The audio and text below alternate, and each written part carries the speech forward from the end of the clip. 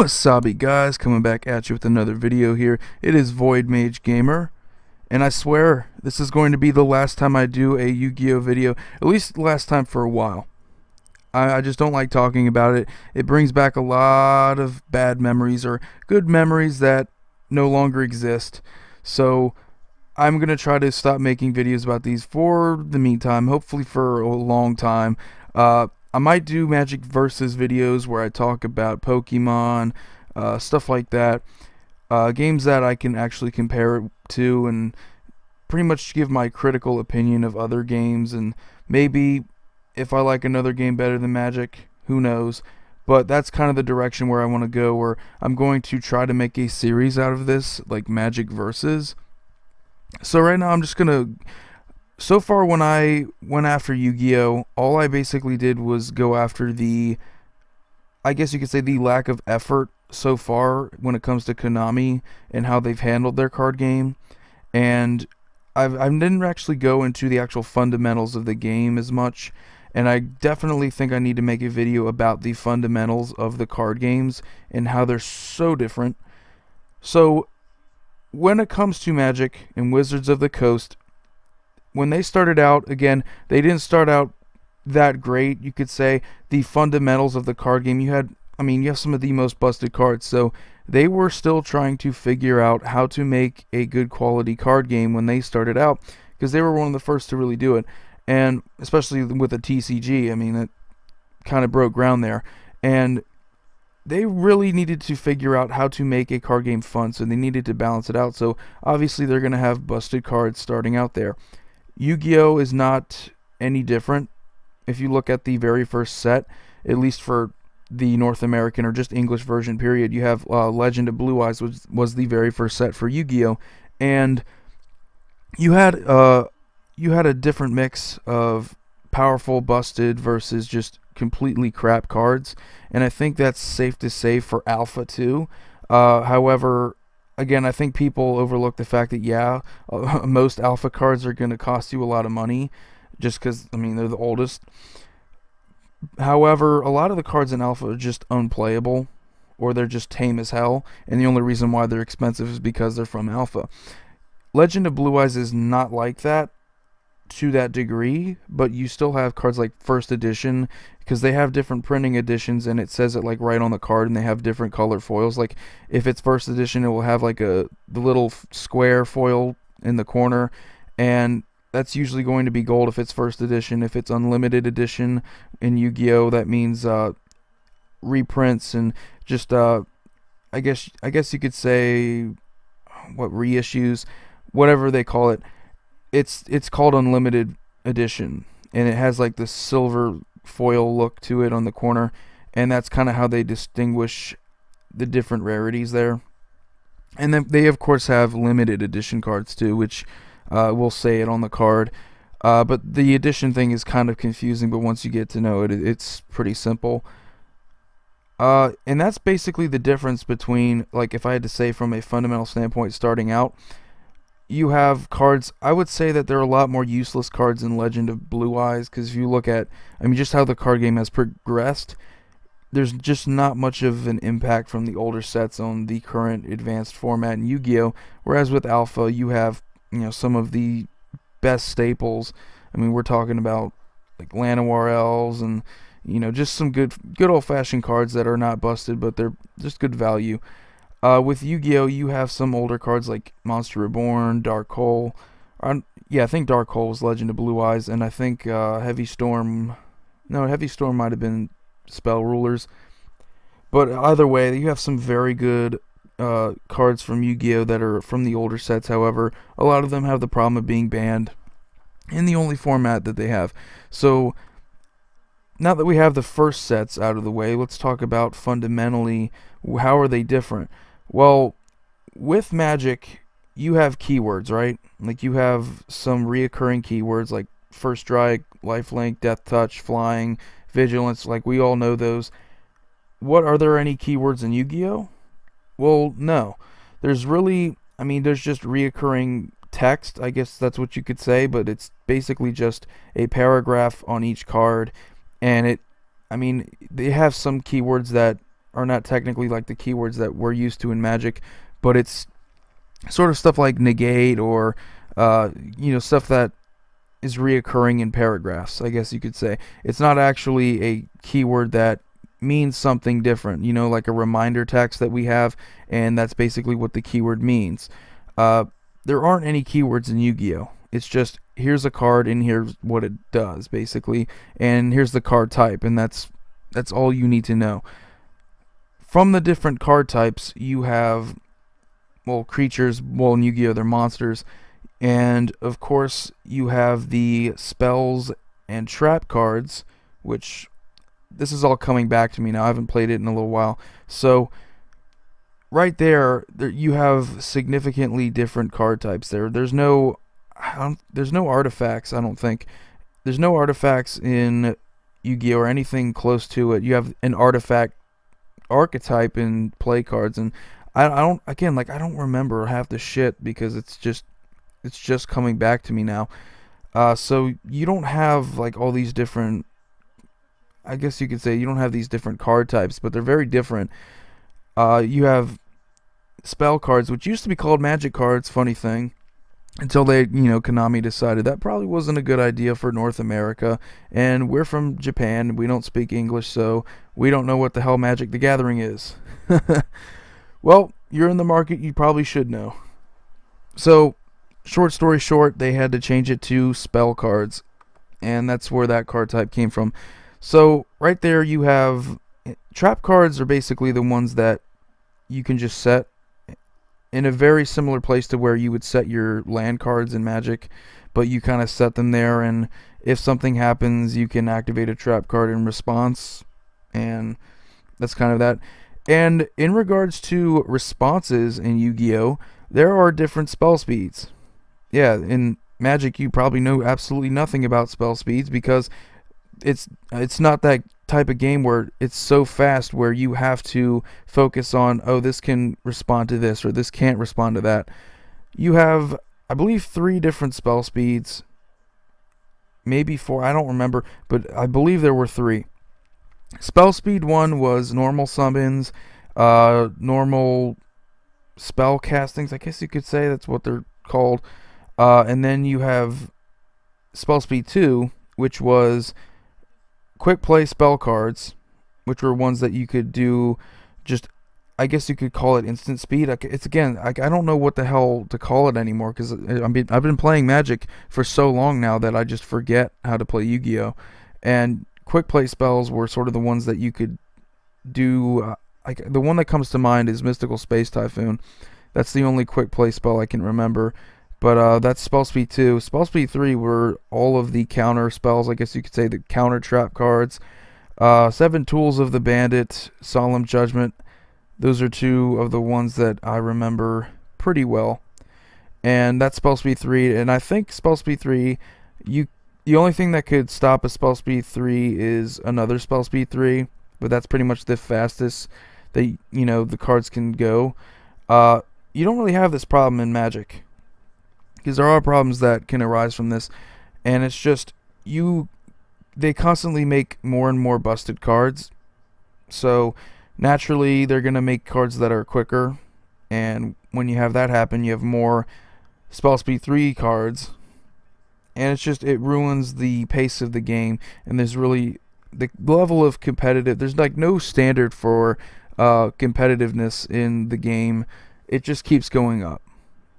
In Magic we have standard, we have modern, we have, I guess you could call it frontier now, and let's just put this into perspective here. Lightning Bolt is modern playable and above. Frontier has Lightning Strike, which if you don't remember was the 2-mana Lightning Bolt, and now in standard we have a newer card which is basically a 3-mana Lightning Bolt, and that is basically your standard of the opposite of power creep, which I guess you could call it power drain or whatever. So we have a significant drop in power over the course of time, and it's usually through the modern era up to standard, what the current standard meta is. And in Yu-Gi-Oh! That doesn't exist. And it's because the ban list that was created for Konami is absolute and utter bullshit. It made absolutely no sense. They gave very little to no good reasonings for why they banned cards other than it's a really good card. If you're just that ridiculously stupid to the point where you can't offer great explanations on why cards get banned other than you made a fucked up mistake with your R&D department, you know you have a terrible thing going there and your game's not going to survive as long as you would hope it would be. And I just think that if you're Konami right now, you are fucking up at every turn. Like you have Card Fight Vanguard giving you a run for your money. You have Force of Will giving you a run for your money now. The whole anime card game thing, it gets a little old when that's the only thing you really have going for you. With Magic, you have good fundamentals, and good fundamentals, they stand the test of time. You know, Vigilance, Lifelink, we've had these keywords for a very long time now. And they're going to stay, and they're fair, they're balanced, and they know that you don't do away with good keywords. You do away with cheaper costed cards that make it easier to abuse keywords, I guess you could say. So the point where you're not really abusing them, you're just taking advantage of good quality, limited creatures. Yu-Gi-Oh! There's really, they don't do drafts in Yu-Gi-Oh! Either, so that's the fucked up thing too, is that there's only one thing, and it's advanced format. So from a creating the game standpoint, they had absolutely no creativity when thinking about it other than, oh, here, we're going to make cards and, that's it. You're going to play this one format and that's it. So extremely limiting, not a lot of freedom. They did not anticipate that their game could grow to the point where people would get extremely bored of it pretty quickly and see through their bullshit. So right there, Konami, I could go on and on about from a video game standpoint how they've messed up, but from a fundamental standpoint, they are just terrible. They do not know how to... They don't know how to save this game, if I'm being completely honest. I'm not going back to Yu-Gi-Oh! Anytime soon because Konami, they're a terrible company. And to be honest, from a fundamental standpoint, the writing was on the wall. Like, you could tell that there's just not... If you look at their ban list and you look at a lot of the cards that see continuous play, there's a great relationship between good cards from the past and how frequently they get banned. If you look at cards like Monster Reborn, Dark Hole, Heavy Storm, it's almost like these are good cards, and it's like if Wizards were to fuck around with a card like Lightning Bolt as much as Konami has messed around with cards like Monster Reborn and Dark Hole and Heavy Storm, like, people would be pissed off. And they would have every right to, because, create a good foundation for your card game and then tweak it by adding new and interesting cards. Don't do it the other way around, and create the cards and then decide you're going to tweak them. That just doesn't work, because if you don't fix this shit before you release the cards, you're just doomed to failure. Yeah, some are going to slip through the cracks and you're going to end up having a lot of extremely busted cards. However, the fewer times that you have to, holy shit, that guy just came out of nowhere. Wow. Look at that guy. Looks like a big old veiny ball sack. But yeah, if you were to do a better job with your R&D department, you will not have to mess around with the ban list as often. If you do it right the first time, you won't have to answer for it. That's the way I look at it. And if you look at Wizards of the Coast, Standard this year has been just a nightmare, and obviously it doesn't show well. It doesn't really say any good things about their R&D department if they've just been fucking up left and right this year. When it comes to their bannings, when it comes to their non-disclosure agreements. However, this is like one of the very few times that they've actually effed up this big. Especially when it comes to Standard. They're usually pretty good at dumbing down cards and making Standard pretty tame compared to other formats. Whereas with Konami, they just cannot wait to ban cards. So much so that they've actually increased the frequency of how often they ban cards. It used to be like maybe twice a year, and then they upped it to 3 times a year, and I can only imagine how many times they ban cards now. It's probably like up to 5 times a year. Just absolute bullshit. But I just look on tcgplayer.com, and every time I look to see, okay, I'm going to buy Magic cards, and I'm just curious. I look at the Yu-Gi-Oh cards, and I see, oh wow, here's a new set, and it's like, I just checked this like a month ago. How come there's like 3 different new products that are already out? It's like they come out with shit left and right every month that I have no idea about. It could just be me and just not giving a shit about the game enough to keep track of it. But they just, I mean, reprint sets and I guess you could say pre-constructed starter decks. They come out with these all the time. And I just don't know how they're making money if more and more people are quitting Yu-Gi-Oh! I just know that. So many people come up to me and say, this game's bullshit. I'm playing like Vanguard, or I'm playing Force of Will, or I'm playing Magic, or I'm even playing Pokemon because it's even less bullshit than Yu-Gi-Oh! But quite frankly, I just think, like, every time I look on TCG Player, and I want to go back. I usually go back and I go to the times of Legends of Blue Eyes, Metal Raiders, the first 2 sets, and I look at all the first edition prices, and after I'm done there, I go on eBay and I look at the same prices, and it's just there's not that demand there anymore for a lot of these older cards. Like, you would think there's a ton of demand for Magic, so I mean that's pretty much a given because there's a necessity, there's a format, they love it, and people are going to pay for these cards because not only that, but they're also collectible. Yu-Gi-Oh! Is becoming less and less of a collectible, not because the cards are not, they're not as good as they used to be because they just keep, the whole power creep going. But it's not a collectible anymore because the demand for the overall game's just going down, like every single year. And it's all because of the design. It's all because R&D, not just for each individual set that they make for Yu-Gi-Oh, but it's Yu-Gi-Oh itself.